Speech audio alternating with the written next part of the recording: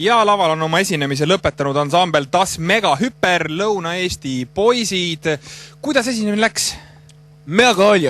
Kütsime kuumaks rahvas oli alguses jahe, siis keris kuumaks.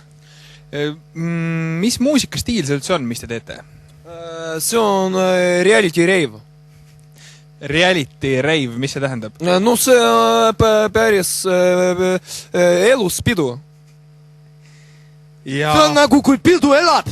Kui pidu elab, kui sa tunned, pidu on sinu sees ja elab sinu seest välja ja kütab kuumaks. Kumb teie bändil üldse enne tuleb, kas viis või sõnad? Muusika